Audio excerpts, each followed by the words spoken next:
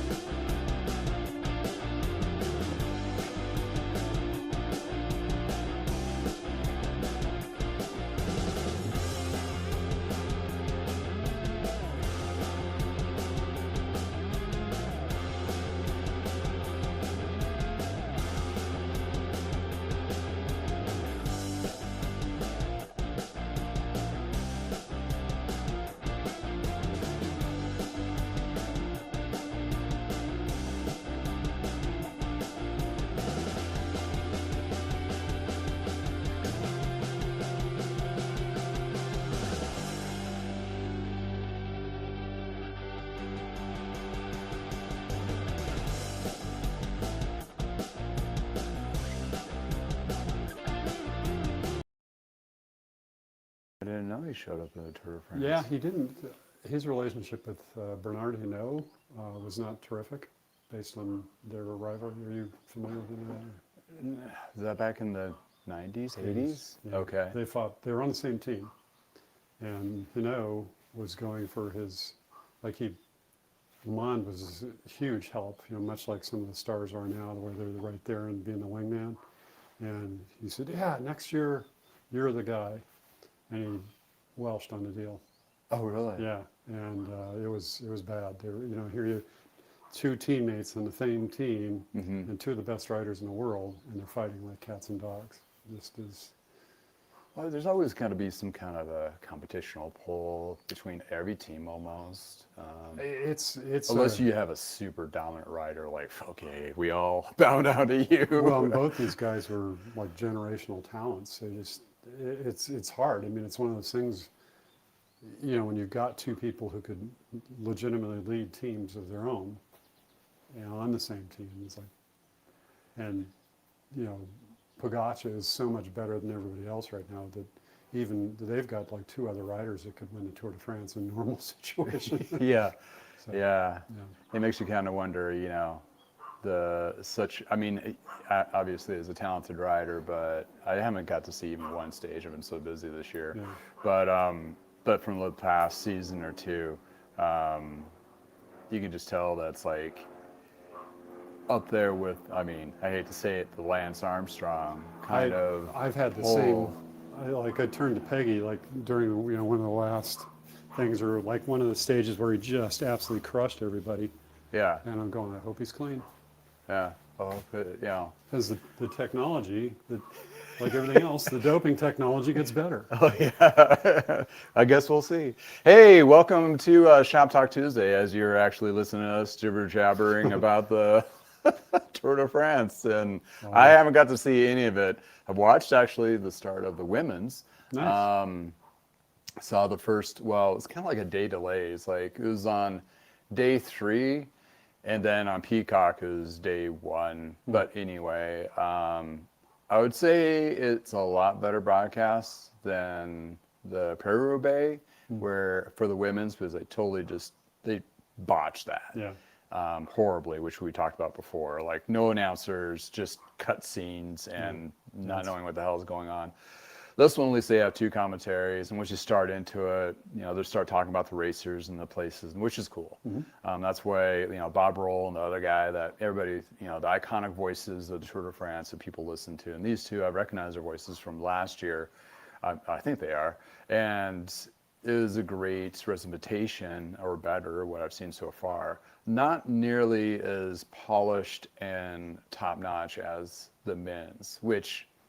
that part I feel kind of there's an imbalance because they had like an hour or 2-hour show before even the race started in the men's Tour de France. This one, it just starts right off. You're like already on the course. Right.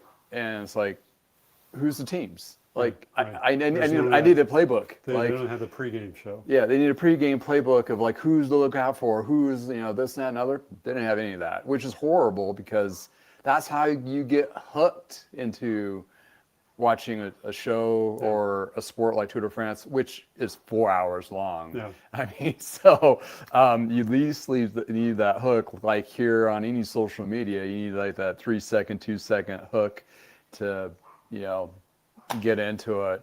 And I would be very disappointed if I was one of the sponsors of those teams because you're paying a lot of money, right, to get that exposure. Yeah. And like, not necessarily it's the women's team's faults whatsoever. It's just the ecosystem I think needs to be leveled out. My guess, and I've never been part of any television production other than this one, but Welcome to the show. my guess is since the women's Tour de France is relatively new, and they're probably, I don't know that it gets the ratings and all that and earns as much money as does the Tour de France, which is the greatest race in the world. So I think there's a little bit of that second fiddle stuff going on. There's probably still trying to figure out who their audience is. Are the same people watching the Tour men's watching the women's? I hope so. Hope so. I mean, it's like, we might have been talking, I'm trying to think, we were talking about the WNBA. Mm-hmm. I actually kind of enjoy the WNBA more than I enjoy the NBA. The playmaking's amazing. So, and I think it's terrific seeing the women's Tour de France. It's just, it'll come along. I think it's early days. Plus, you probably got a lot of the people, that were involved with the Tour de France broadcast. That has to be exhausting. Day after day. You think about even, if these guys are staying in decent hotels, but they've got to get up and move every day practically to, much like the riders. Yeah. So anyway, I'm extremely happy to see this level of coverage based on when I was growing up, we'd get maybe an article in the magazine or a maybe newspaper. something, if you knew somebody at the New York Times, there was a guy, Samuel Apt, who would write about, the Tour and the Tour de France. So I guess from that perspective, I'm like, this is pretty good, seeing, and just the ability to unplug from the reality of life today and see the beauties of France and all these incredible athletes. It's just, That's why I always liked watching the Tour de France because you get like a history lesson, which it's like they're on for 4 hours, so they got to figure out something else to talk about. Plus, you're always going, what's up with that castle? Or chateau? Exactly. The one guy I dearly miss that was Paul Sherwin, who used to be Phil Liggett and Paul Sherwin, and he was really good at talking about various chateaus. And much to his credit, Bob Roll has really stepped up. Yeah. He's really talking about a lot of that stuff. I wish, because sometimes they don't get to talk about it, and the technology's there. I wish they would have this rolling subtext, like this is the chateau, whatever, or castle, dates to some little quick snippet. They could easily do that without the narration. But anyway, it's lovely. I love it. Yeah, I mean, you're right. There's a progression. I shouldn't be so bitter and angry because, like, I have a daughter, right? I sit down to go watch the Paris-Roubaix, which is one of my favorite races. It's a one day. I can keep her attention for at least maybe an hour, being 10. But that was my opportunity to, like, show her women's racing and these awesome athletes. Yeah. And it just was nothing. And it's just, just horrifying, like all those, they do all that effort to get over there, to do those races, and that's what they're going to cover. Well, I think, one thought that, and I don't know that this exists, but I wouldn't be surprised if there's some podcast, maybe broadcast by women about women's racing that might have been covering kind of, as an ancient Bronco fan, we used to turn off the network, NBC, CBS, ABC, whoever it was, and turn on KOA radio to listen to Bob Martin call the games. Yeah. Because he was local, he was into it, knew the team, knew the players, knew the coaches. So I'm hoping that there's, some analogy to KOA radio. Yeah, I mean, if anything, that's an opportunity for somebody to actually an opportunity. So that leads to the I mean, I was blown away by this, and this is where I realized they can do so much better with very little. We have the race up here called FoCo Fondo, which is a gravel local race. It's about 10 years now. I'm like, Sunday morning doing my thing, about ready to do my, sprocket and coffee show or whatever. And I noticed on my feed it popped up live. And I click on it, like, oh, what's this? They're probably just like a tool like me running around, saying things. But no, they had two announcers. They talked through the whole, just like the pros, and they were talking about the city, they were talking about the racers, and everything. And I'm like going, well, damn, if they can do it on a small micro level like this, why not? I mean, as long as you got the footage there and somebody's like, hey, I know all of us here in the States will probably, or around the world, have to watch it like on replay. But if you had a podcast like, okay, start your video now, and then they can do the whole commentary thing about the actual race, that'd be kind of cool. And yeah, exactly the same concept. I mean, think outside the box, because to the Tour de France, they did a lot better job, or at least some coverage versus no coverage. But this is where I want to leave it on. The conversation in piece is like, yes, they're getting steam and momentum in the women's sports arena. That's becoming more watched. It's one of those things that they build it, they will come. And if they put that much effort as they put in equally to the men's version of Tour de France, I think they would have as much, if not more, popularity and watch. There's a huge demographic that they're missing, and women like to watch women's sports. That's a huge open market. Weird, huh? It's like back in the days of Trek when they went, let's make a women's specific design bike. Duh. And wasn't do too much. I mean, probably to some level for design and what have you, but part of it was marketing. But you can tell me how successful that was with Trek. It was good. I mean, we pivoted to the women's market because there was a women's market that existed. And I think today's environment is very favorable for, probably a vastly improved, broadcast of the women's Tour de France, because they're going to be aware. I mean, we love watching. There's a great women's hockey league. I don't think Colorado has a team yet, but we watch I think it's the Minnesota Frost. Minneapolis, and they're a really good team. They're really fun to watch. And less fighting, which I kind of enjoy. I kind of like the fights, but they're not as aggressive as they shut them down pretty quick now. The last couple games I'd watch Olympic boxing if I wanted. Actually, one of the things I like about the Olympics is they shut them down pretty fast. It's like I don't want to. It's a cultural thing with the hockey piece, but I think that being said, with brands and it basically goes where the paycheck is, right? So if the people that are paying for all this broadcasting and so forth and going to these networks and going, no, we'll sign, but you got to equal it up. They will do it. I mean, they'll figure it out. I mean, if their paycheck is directly affected by it, turns out it is the organization. If they're not getting demands on that from the people that are signing the checks, like Trek and Specialized and Giant and the teams and the sponsors and everything else in between, I think that's a great way to be able to leverage that and equal the playing field.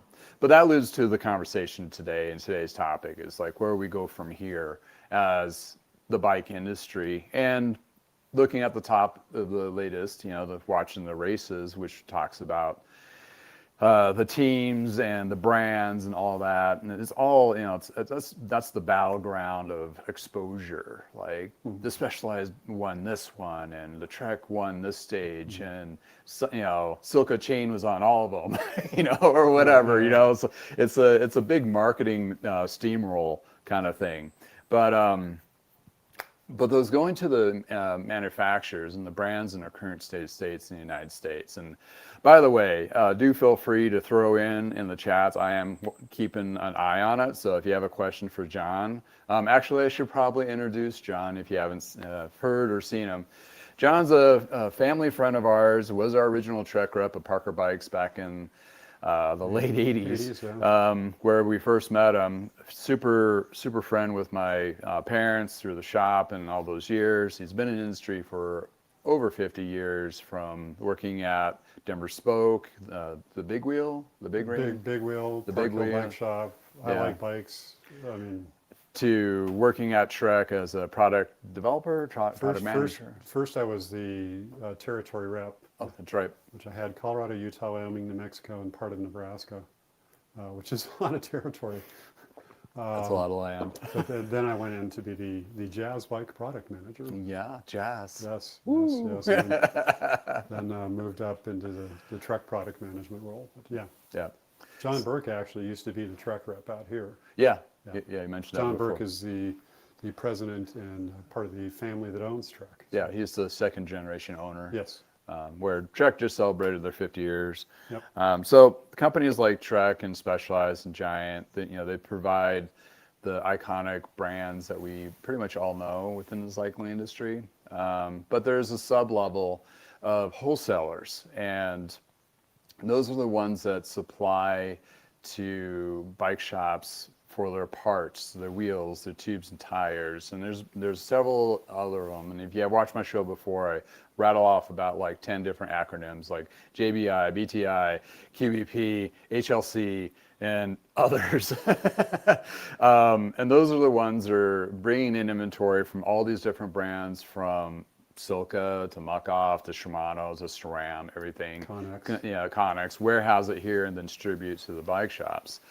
Well, there was a podcast on MBDA.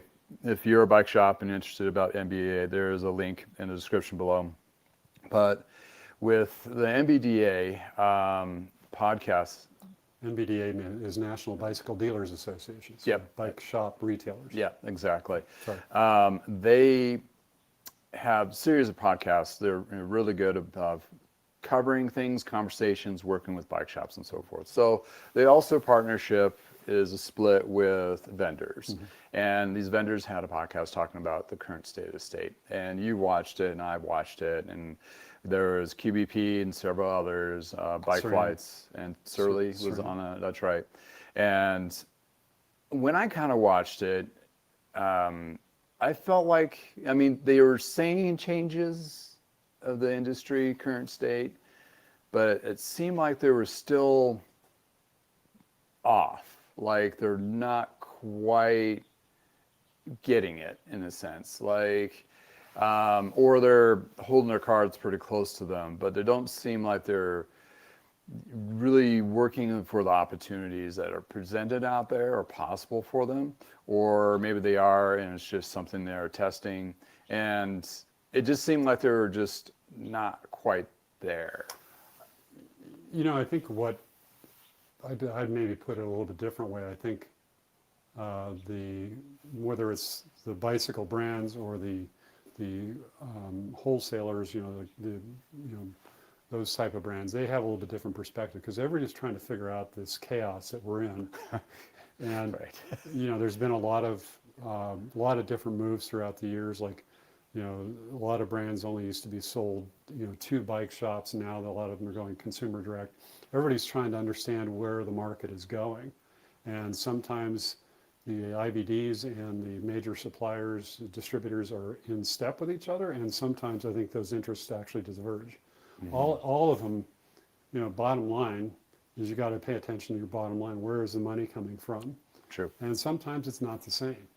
You know, it's tough. You know, you know, I've worked in bike shops. I've been on all sides of this industry, and you know, people, you know, there's a lot of blood, sweat, and tears in support of different brands, and all of a sudden they make a decision. You're like, wait a second. Yeah.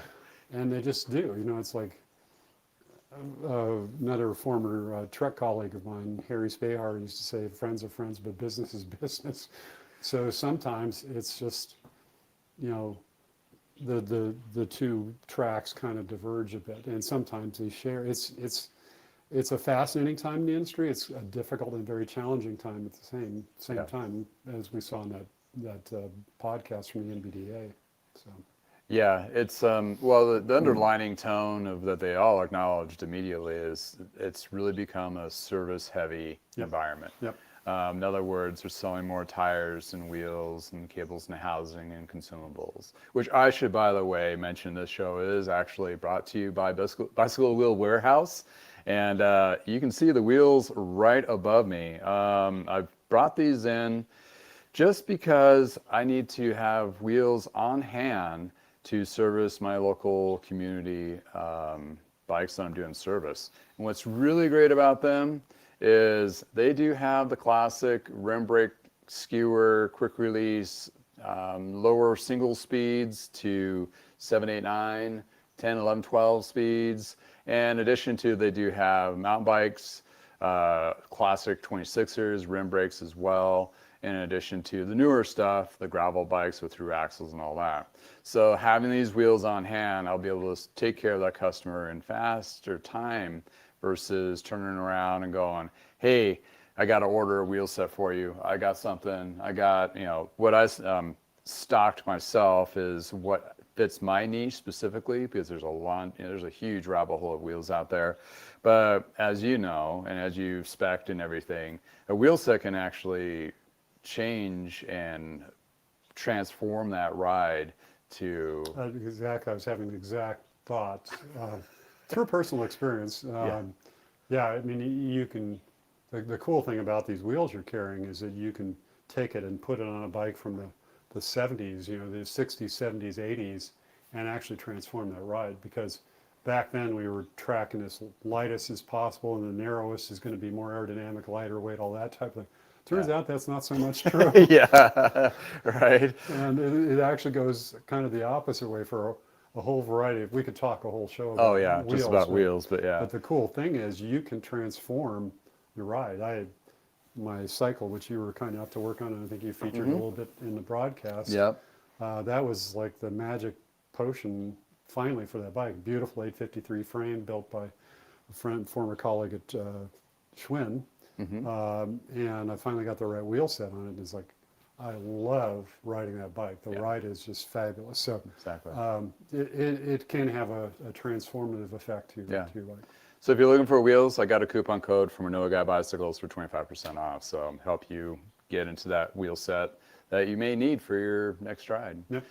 Well, back to those wholesalers, and they're noticing the service is becoming definitely, as we know, as bike shops. And I want to focus a little more on the service aspect for a little bit first, the wholesaler aspect.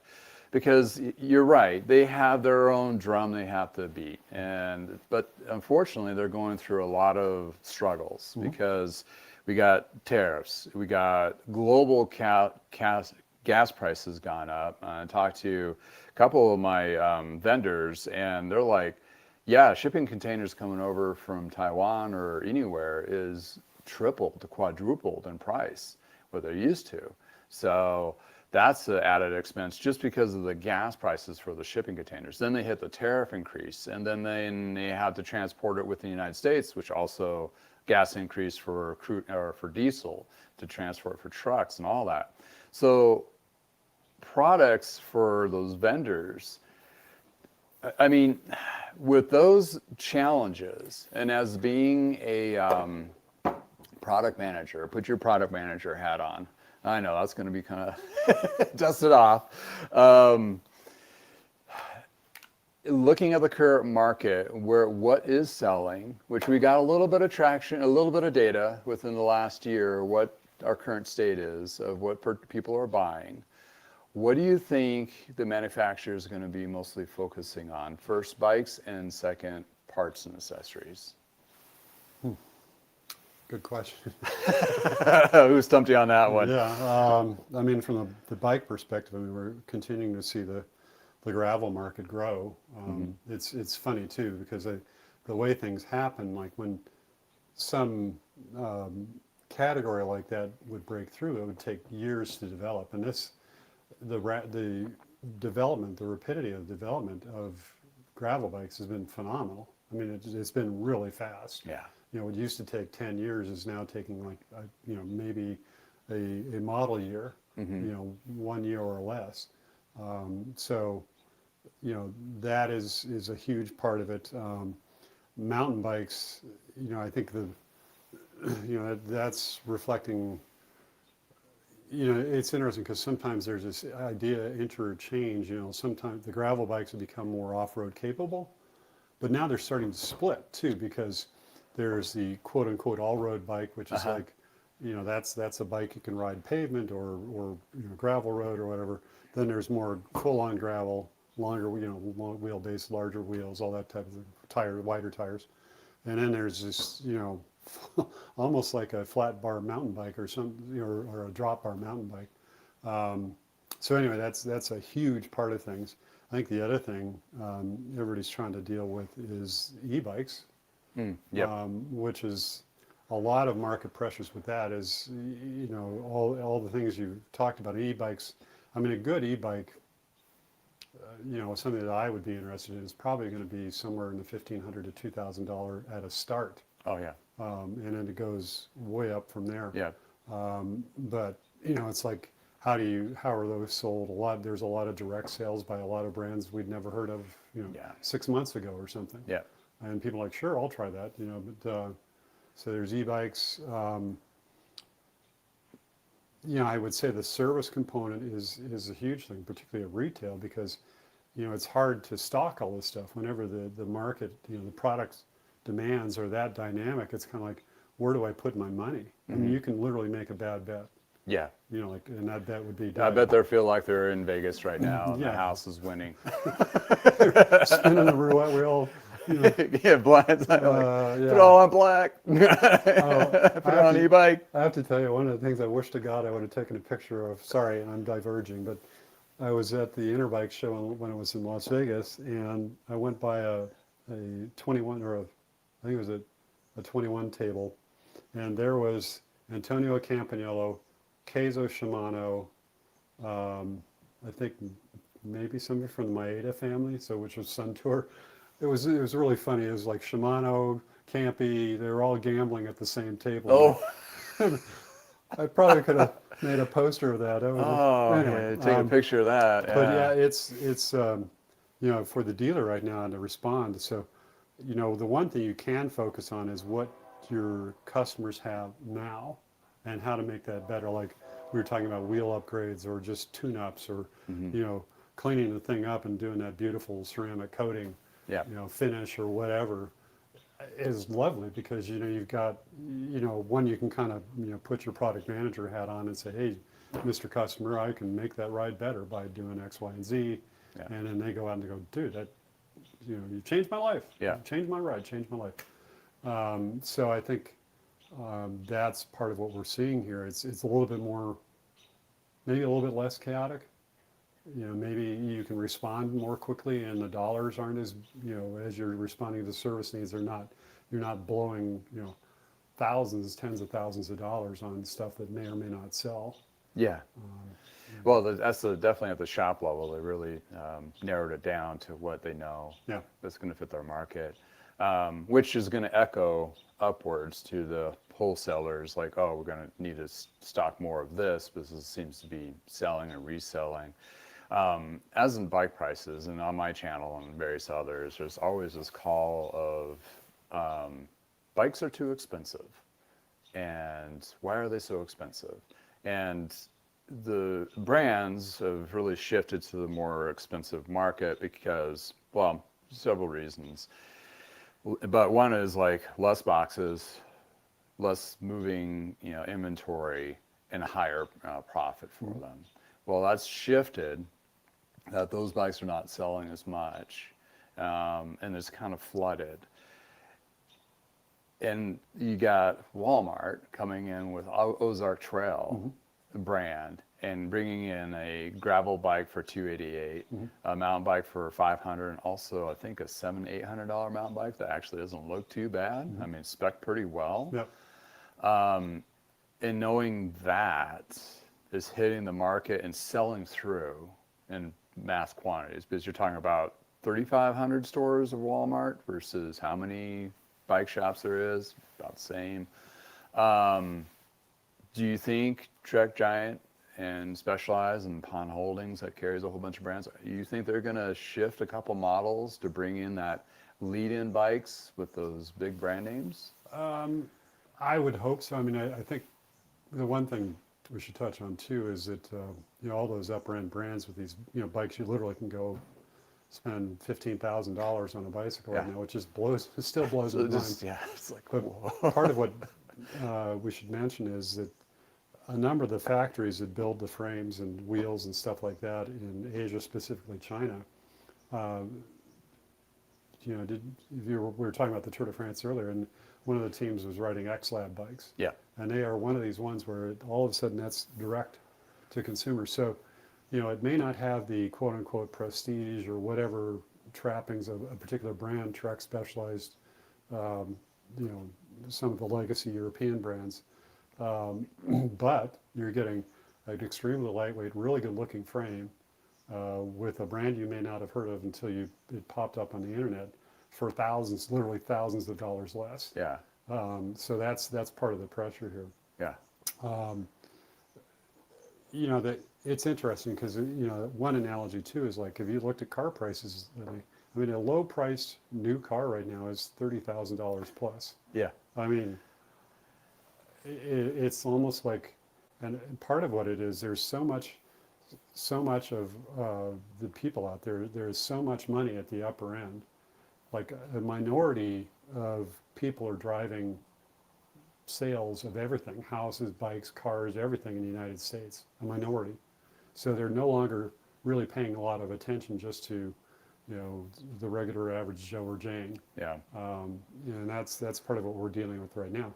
And everybody's trying to make money, and as you said, the higher priced bikes, they're typically making more money, or at least they used to before X-Labs and all those guys showed up. Yeah. So that's got to sting. Yeah.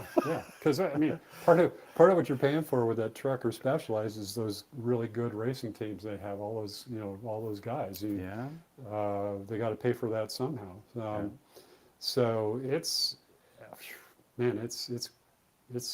chaotic. Yeah, I bet you're really happy that you're retired and not in those conversations and board meetings. Like, whew, this is tough. Yeah, I mean it's to borrow our friends in Australia, they'd say hard yards. These are some really hard yards right now. There's definitely kind of like some chaos, unsettling as we look to the future. Mm-hmm. And actually, the chaos also extends even to the e-bike, Murray, because there's all this pressure with these, brands we've never heard of, and you might go to Advanced Auto Parts, and I don't know if they carry them or not, but there's probably some of the auto parts stores that carry these little e-moto bikes that can go 40 miles an hour or whatever. Yeah. And I was talking to somebody because those drive me crazy because you've got young unlicensed riders on bicycles without licenses, VIN numbers, driver education, all the stuff that usually goes with riding on the streets. But I was getting my haircut last week. I think I told you about this, and my barber goes, "But yeah, you would have wanted one as you kid." I said, "You bet." Yeah. It looks like fun, but it's another one of these things. And that NBDA, sorry, I'm going to try and circle back, reel it back. Reel it back, John. One of a guy from SRAM was on, one of the founders of SRAM, and he was saying one of the dangers we see with these e-bikes for kids right now is kids don't pedal. And if kids don't pedal, then, we're not going to, is somebody going to come to that later in life?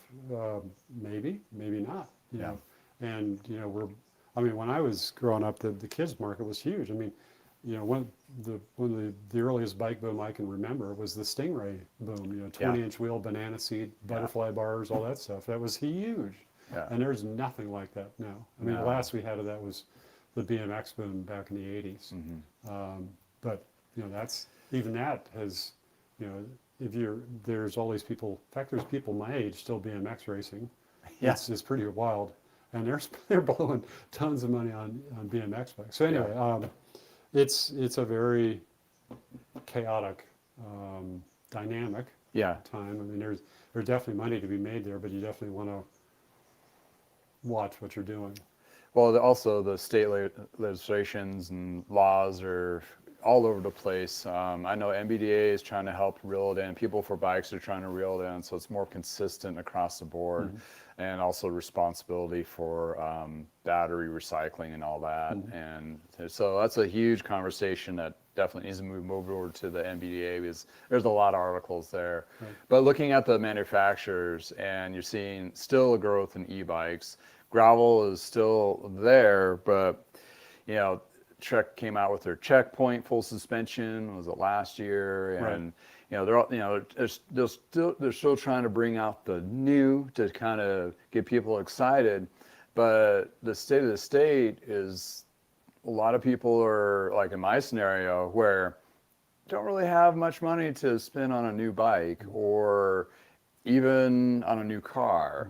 So that's where the huge used market hits. And I see Trek starting to leverage that with their Red Barn refresh.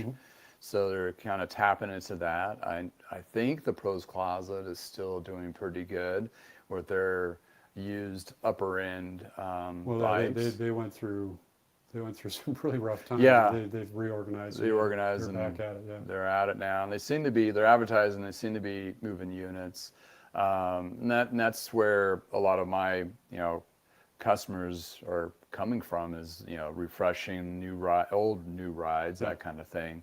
But what would be like?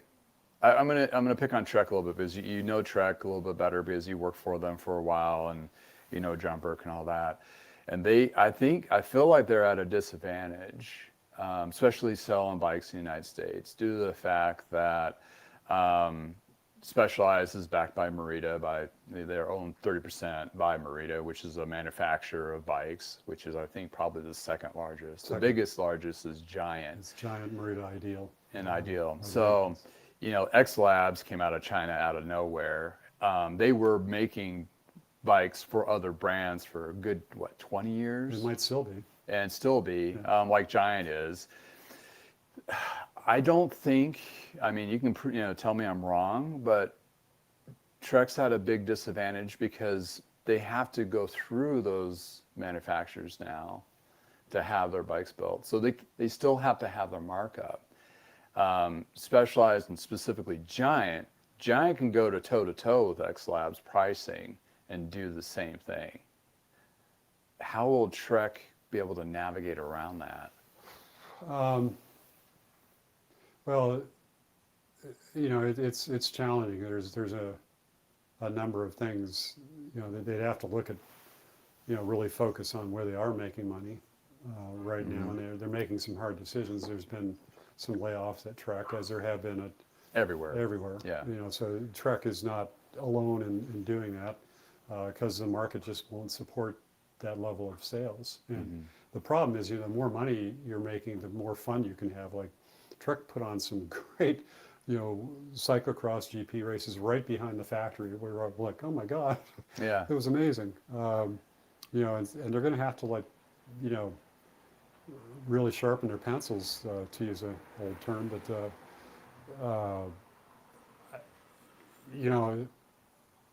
they've got to figure it out. I'm not sure. If I was smart enough to tell them what to do, John Burke would probably be asking me what to do, but he's not, because I don't. Yeah, we're all like, I was just wondering if you had if they maybe twist the lever here or the knob here. Yeah. In my frontline perspective, and when I say that, retail facing with my community and dealing with people that ride the actual bikes on a daily basis and work on them.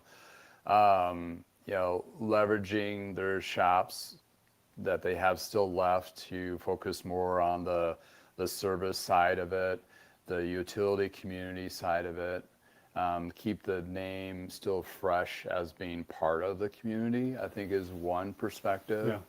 Yeah. Because you develop, from that grassroots perspective, you develop followers, and once they believe into the brand, then they're all of a sudden they're like the ambassador of the brand. Like, oh, I ride a Trek, and they have that sense of pride of doing that. That's part of it. The used market can be leveraged by all their stores. by filtering in a lower price point of refurbished Treks right next to their newer ones. I know it's a little more of a lift, but hey, they have still a couple hundred stores of mechanics that can do a whole bunch of refurbishing in real time in all those locations. Yeah. So there's a couple pivot pieces they can do to leverage the retail aspect of it, since they invested so much into it. They need to get some of that return, and they have opportunity to get some of that return there.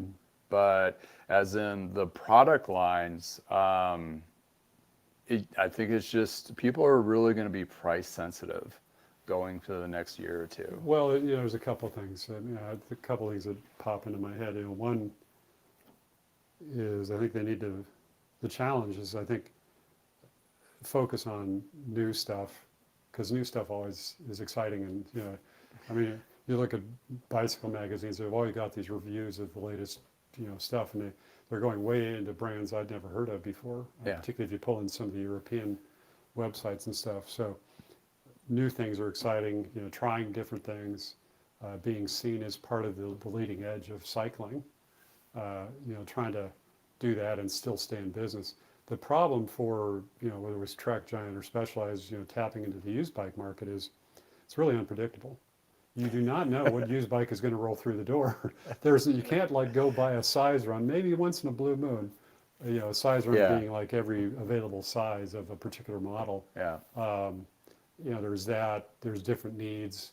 There's a, doing the good thing, not buying a broken carbon bike, which is pretty challenging right now. It's like, do you have the materials to, the ability to see if there's a crack in there or not? And if it's something that they can stand behind that would stand up to, a legal challenge or a lawsuit or something, some product liability issue.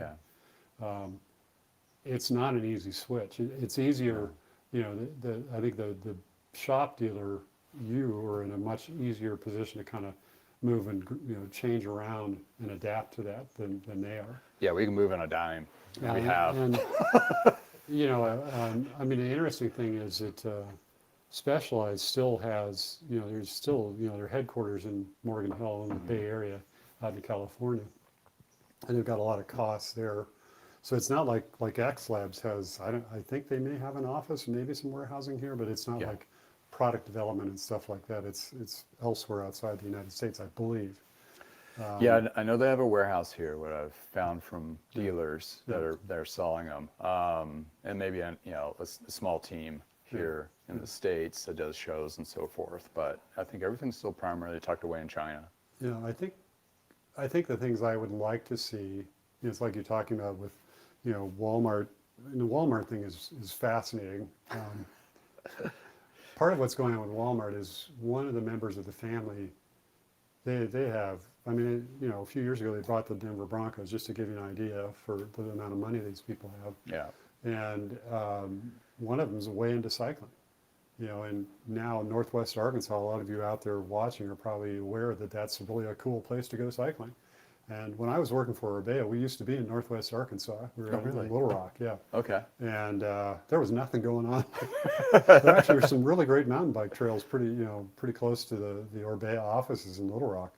The reason they were there is Tony Karkland, who now runs Cardinal Brands, which is Time, and that's a whole different thing going on over there. But there was nothing going on. But they have made, they keep trying to attract, like the NBDA has meetings and stuff in Arkansas as a result of the investment they've made. And they talked to Walmart. Yes, and so Walmart is getting to know the bike market pretty well and looking at it going, gee whiz, if we came out with some more affordable product that we can afford to do and make money on, which Trek, Specialized, Giant may not be able to make that pivot, but they, Walmart can. And I don't know that that's actually the case, but I'm kind of guessing what's happening there. But I would hope that, we've got to do some spade work here to keep building the market. We got to figure out a way to keep kids engaged if we can, get them on bicycles and pedaling, and not letting a kid go crazy on his little e-moto bike. That I think is a potential there. I think the women's market continues to be important. I think focusing on some of the issues too. You see, safety is still an issue. There's maybe tapping into that more. But I wish I could make a ton of money if I really knew if I could turn the key on. Here's how to turn that ship around. Yeah. It's like a ship 10 times bigger than a Titanic. I mean, Yeah. right now, Yeah. especially for some of these companies. Yeah, I mean, there are some, the things that help keep them afloat is, Trek like Specialized and, a number of other American brands are also sold around the world. And that kind of, there still are problems globally because all these high oil prices affect everybody. Yeah. Everybody. I mean, there's a lot of oil in that carbon fiber. There's all oil in your inner tubes, your tires, all that stuff, and then the transportation costs, paint, chemicals, all, a lot of petrochemicals there. But, some of them have places, so they've got to look at their business and focus on profitability, and that's challenging. Yeah. Well, going back to the Walmart part, they are interested of investing more into the cycling market, and not just I think their plans they're redoing their bike section in their stores. So they're going to dive into a little bit more because they've always had. I mean, let's be honest, it's like about 80% of the market sold through Walmart, Target, Dick's Sporting Goods. Majority of the market? Yeah, most of the cycling industry is that, and the retail that we know is such a small percentage of the bigger picture, but all those bikes definitely need to be serviced, which is a great pivot to what we do in bike shops, especially this one here. Community first based. AI came up with a great terms like digital forward bike shop community. So they're tying in the social media aspect of what I'm doing, and it's tying what I'm doing to people in real time.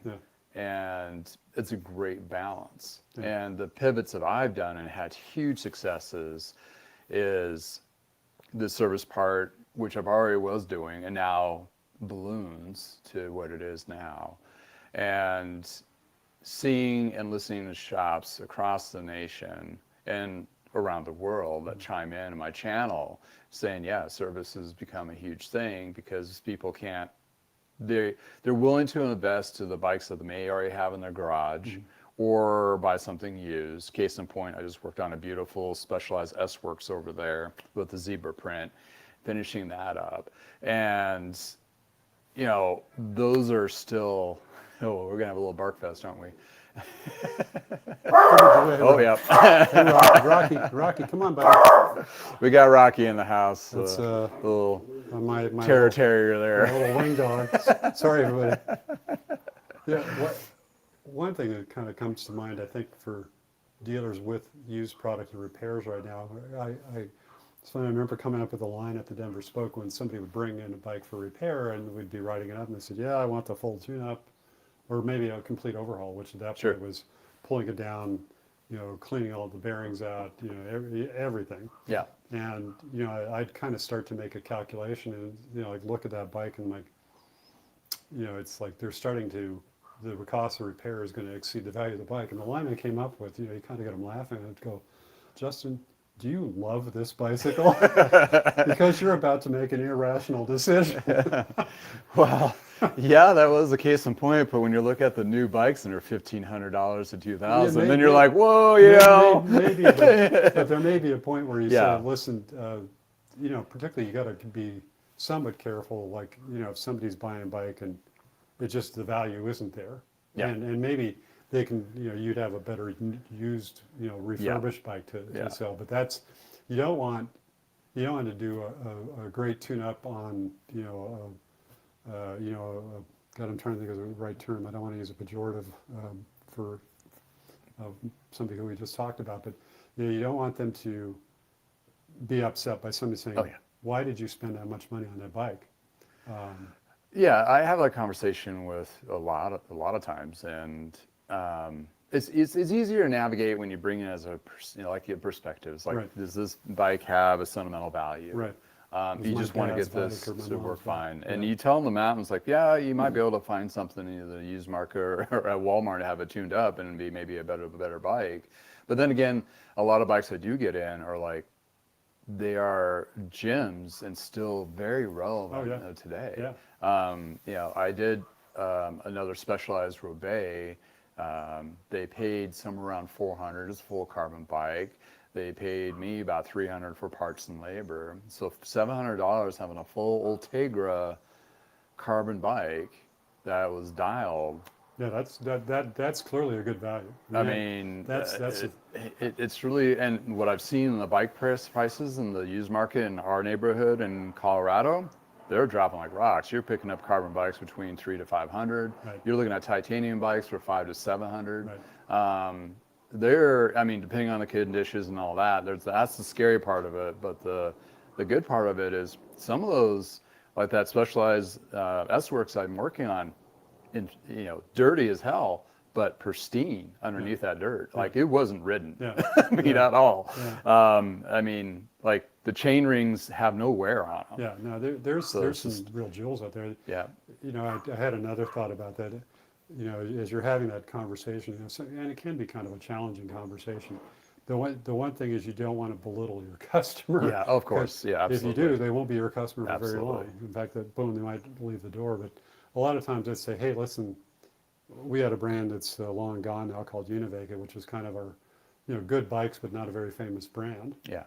Back at the old Denver Spoke, and I'd say, hey, why don't you go ride that Rally Sport or whatever it was? Go take it over to Wash Park. And I've got your bike here; it's right up. But we're not going to start working on it until later today or tomorrow. Yeah. And I'd say about 25% of the time I'd sell that new bicycle to somebody because they'd go, whoa, that they don't shifted know the brake, difference. Yeah. better than what I had even when it was new. So I just wanted to kind of tuck that little piece in. Again, don't talk down to your customer. Just Absolutely. sort of bring them along and Well, show them the value. That's changed even with the corporate stores, because even the corporate stores that have a Kool-Aid saying, well, if it's anything over 5 years or whatever there was in the back end saying, oh, you really want to point the customer to the sales floor. And I've had customers that have gone to those corporate stores and go, I felt alienated. Right, Like, right. I'll never go there again. Right, they're not listening to you. And now the corporate has changed. Like, no, we will work on anything that comes in the door, and do not turn them away, and do not point to the sales floor Right. at all. I mean, you want to keep that sales floor shiny and attractive because you want them wandering over there going, Yeah, but the sales department is now a huge defined line. Like, don't you even hint?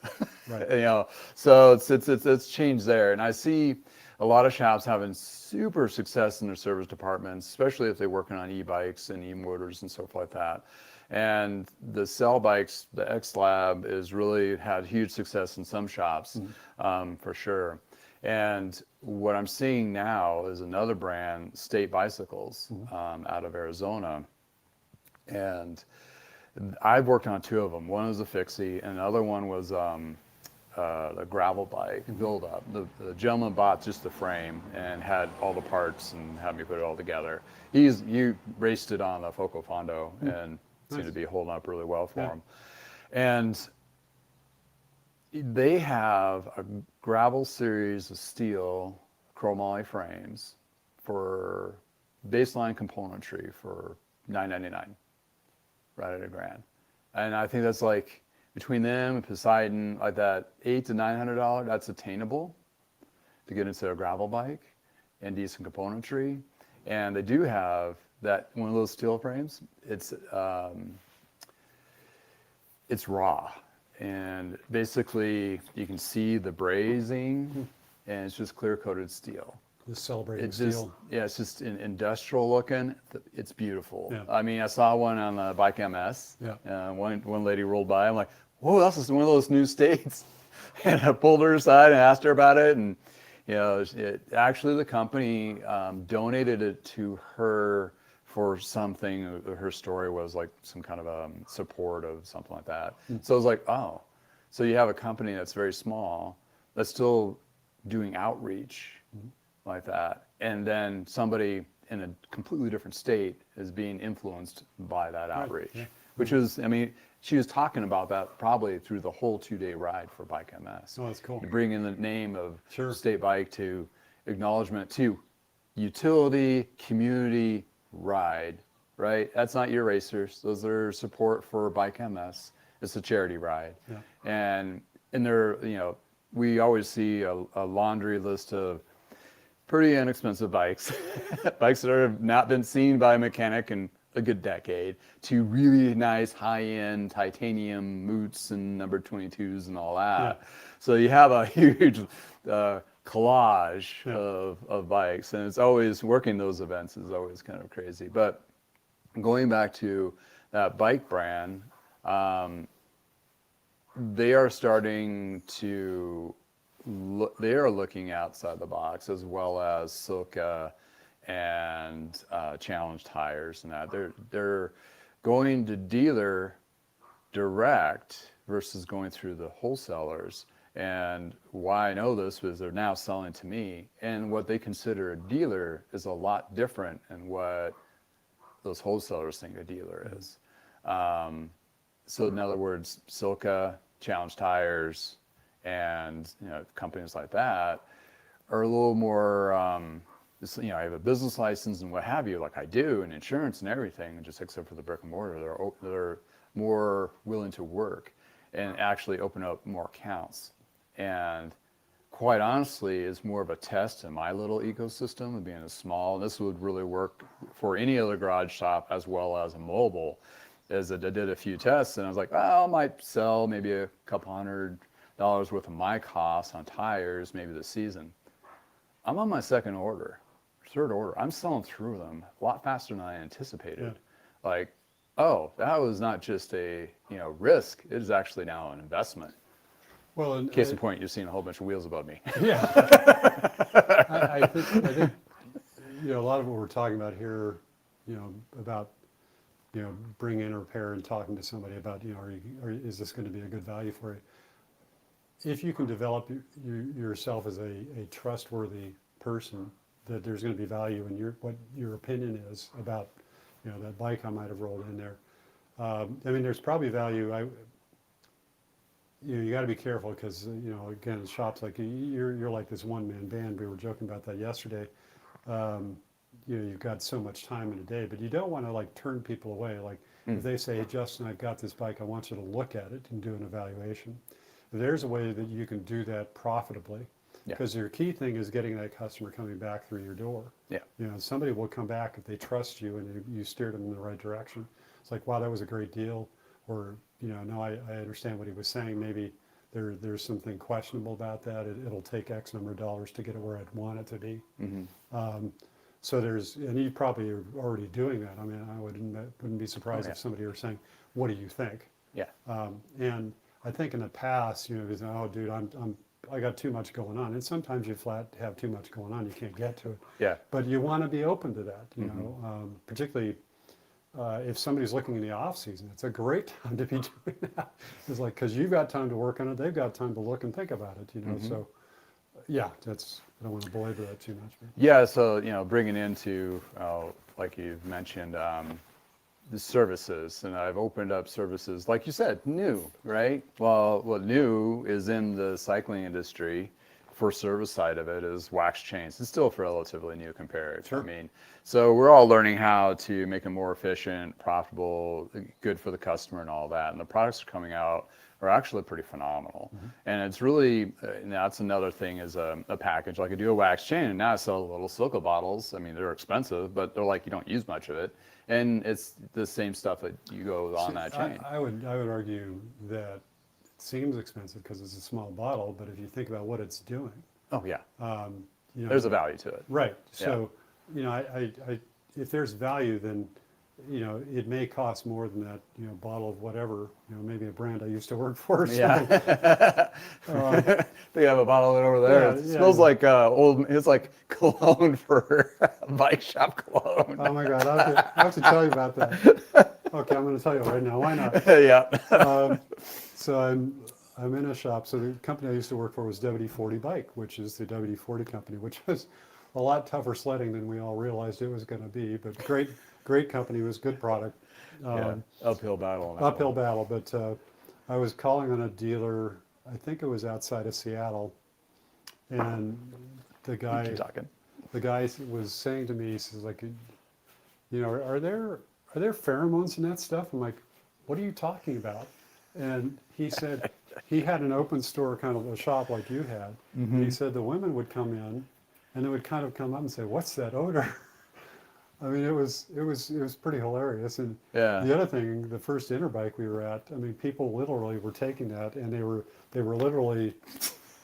There was a bit of alcohol involved in Interbike, but they were applying it to their bike, because that's, they were part of what sold the original WD-40 is people, you smell WD-40 and all of a sudden it reminds you of your dad, your grandpa, or somebody that you used to work with or something. Yeah. So they were trying to follow through with that. But anyway, that was kind of a funny thing. Anyway, we digress into John Bradley's ancient employment history. Yeah. So the WD-40 has a unique cologne smell to it, which actually I saw a podcast or a video. Old Spice today is not the original formula of Old Spice. And apparently, this two brothers found the chemical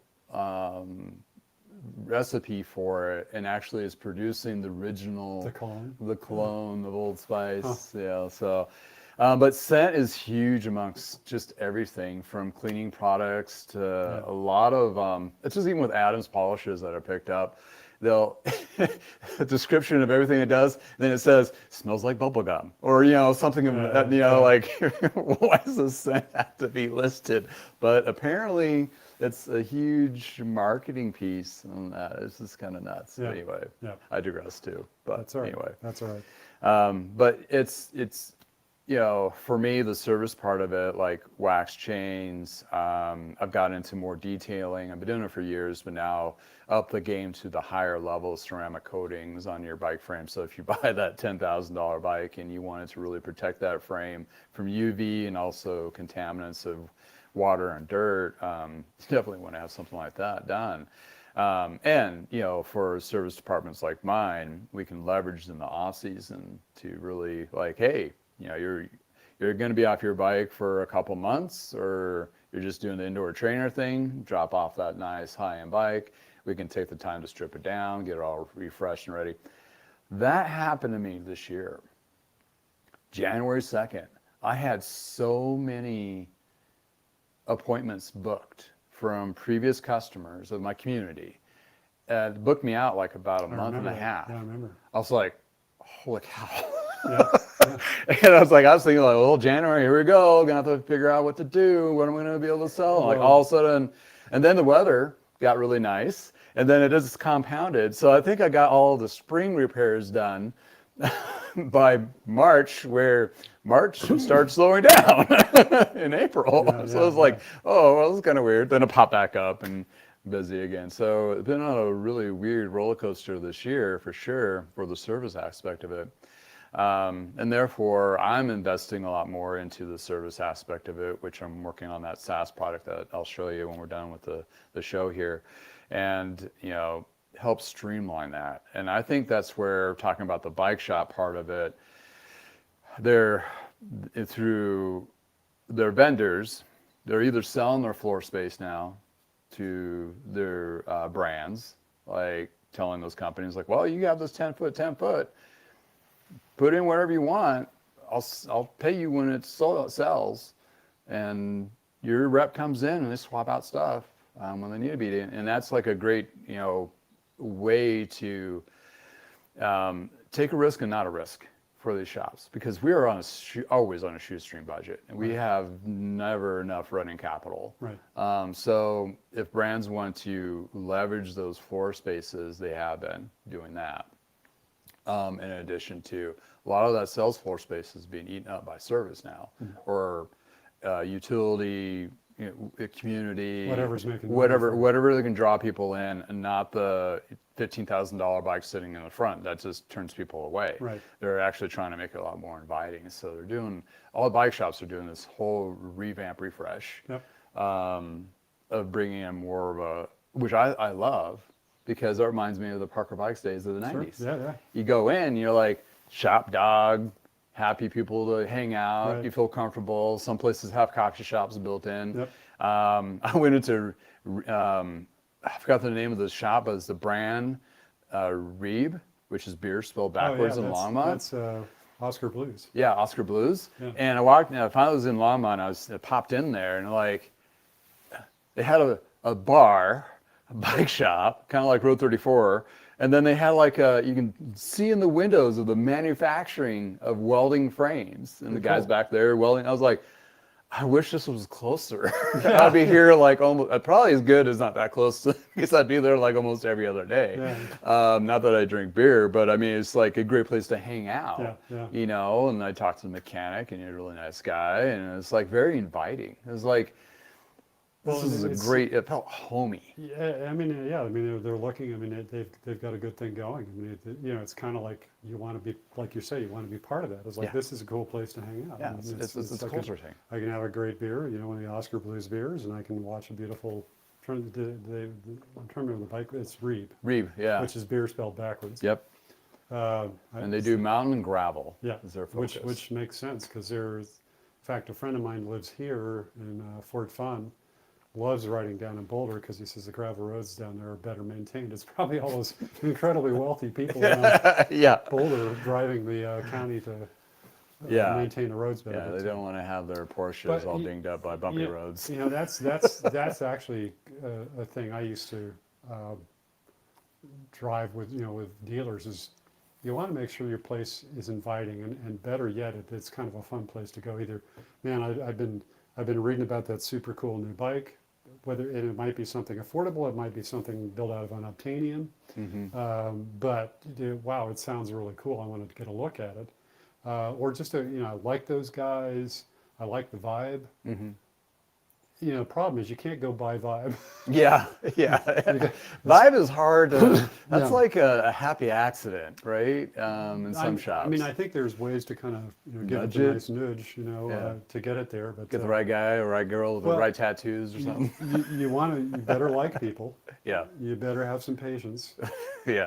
You better be good working on bikes, you know. But Yeah. yeah. It's a good it can be balance done. there. Awesome. Well, let's we're at the top of the hour. Let's dive into the chat here, and I'll acknowledge people that Take a look here. chimed in.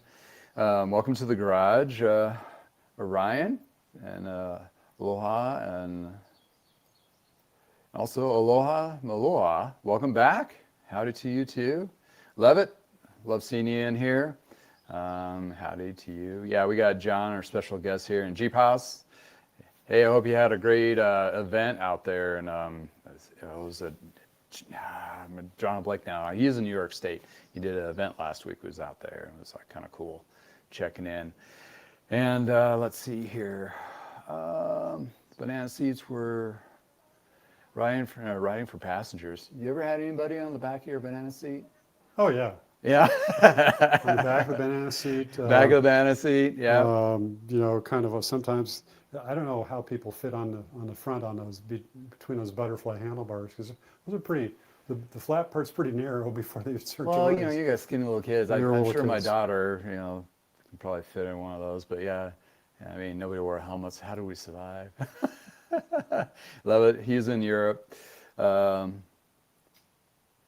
people are caring less about the name of the frame. The internet has informed people and cyclists that want value of their money. That's about, yeah, it really comes down to the dollar line. That's where the X-Labs had really their big success. And Sorry, I had to oh, that's okay. check my silenced phone here. Vegan Gut Club, welcome back to the garage. Thank you for chiming in. And we have Jarvis Smith. Thank you for putting in some comments there. I'm trying to read through these.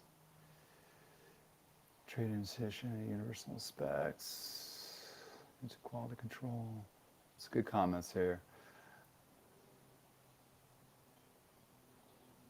Let's see here. Oh, Schwinn guy down in Arizona. He says hi to John. Hi. He's been around just as probably long as you have. Yeah. Yeah, he's been in my chat quite a bit of time.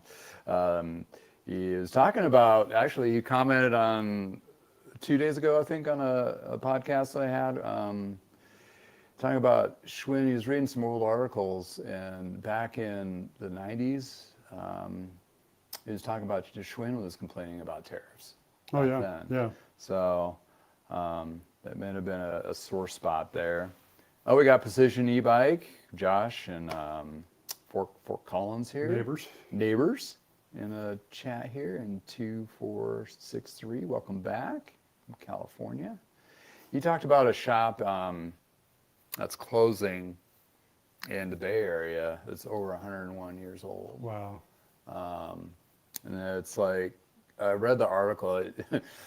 For some reason, of course, AI just popped up my Facebook feed and read the article on it. And second or third generation, and just wants to retire and Yeah. shut down. They're trying to figure out what they're going to do if they're going to change up to a different form of the shop, what have you.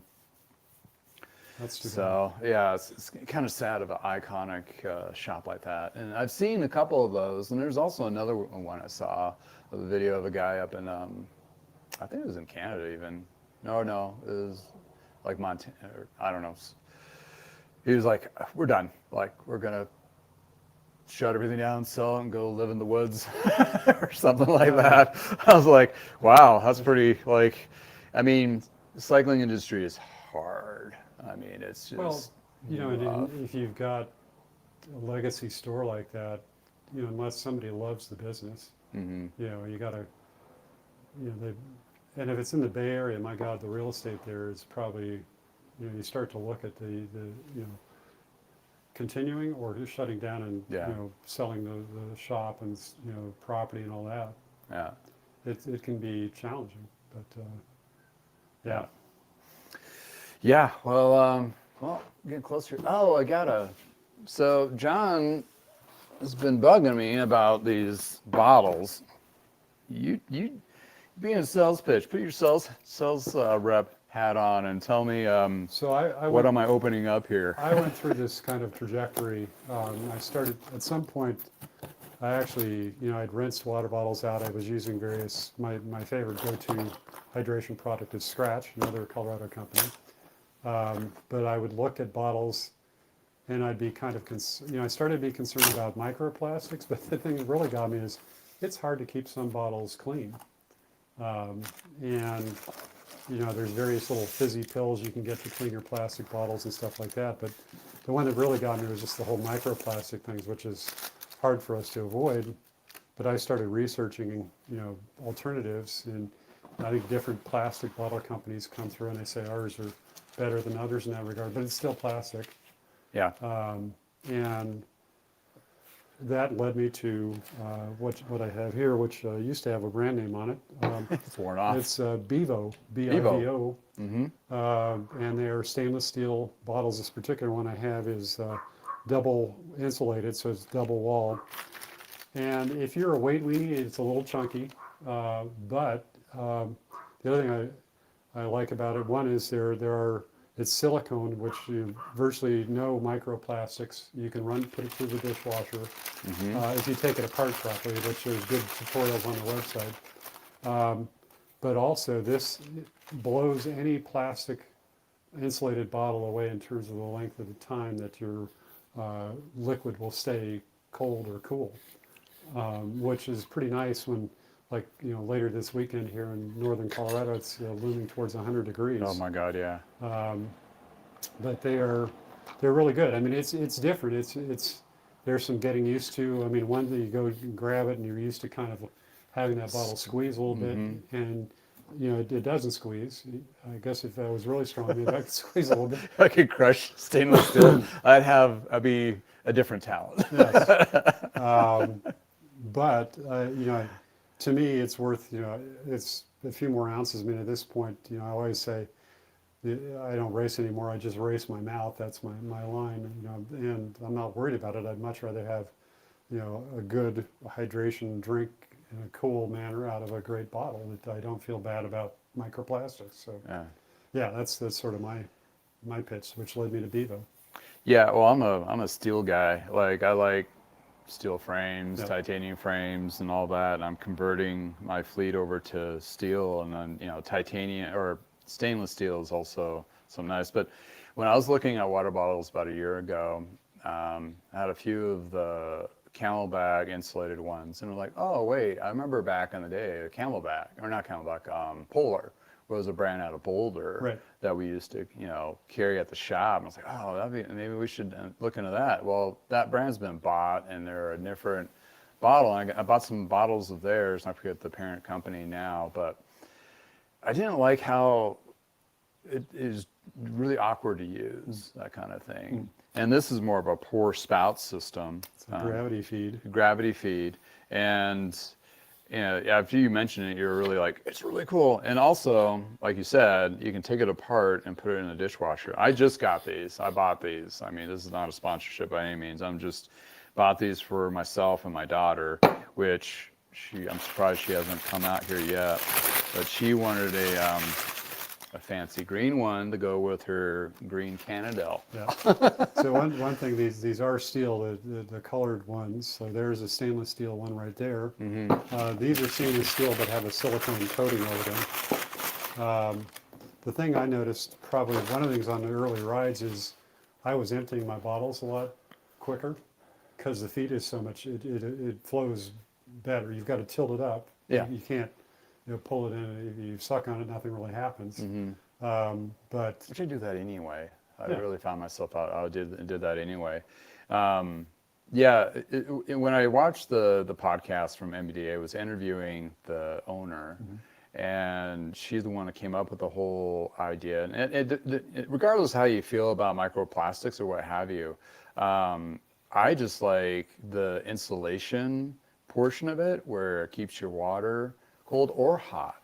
So if you're in the winter and you want something a little bit warmer to drink, you can do that, and also throw it in the dishwasher and just be able to clean it out. and just what you have to go through to properly clean it, like a lot of plastic bottles, you cannot disassemble it. Yeah, And- and then you have a little science these little experiment. exactly, science experiment. Things growing in there that you take along on the ride. Hey, great ride that time. You really crushed that last hill. Your little organisms are talking to you. But this, you can just leave those people alone. I want my penicillin prescribed to me, not Right. through some kind of growth in my bottle.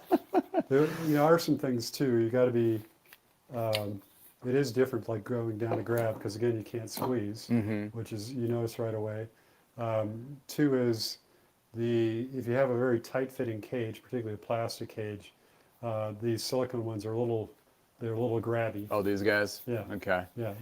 Does this wear off because of that? No, I mean you can. I have a couple where you can see the stainless steel, but it doesn't. I don't think it actually wears off. Okay. It probably does a little bit, but And you've had yours for a couple of years. yeah, I mean you can see actually there's a little bit of.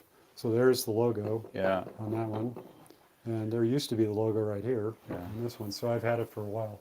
Well, it's a small company out east. Yeah. Big into cross-country skiing. Yeah, a husband and wife Yep. came up with these. It's really a really cool small company store.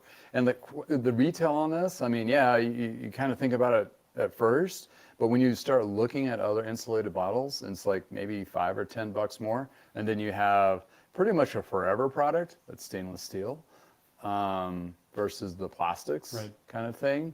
So I don't know. I figured I'd give them a try, and Yeah, I mean, some people won't go for it. Like again, it's if you're a weight weenie, you're not going to win that battle, but they'll be a lot more comfortable. But they're really good products. I really like them. I bought some for my wife. She doesn't ride much, but she's got it by her desk at work, and they're great products. There's actually some people might be aware they were in the New York Times last winter.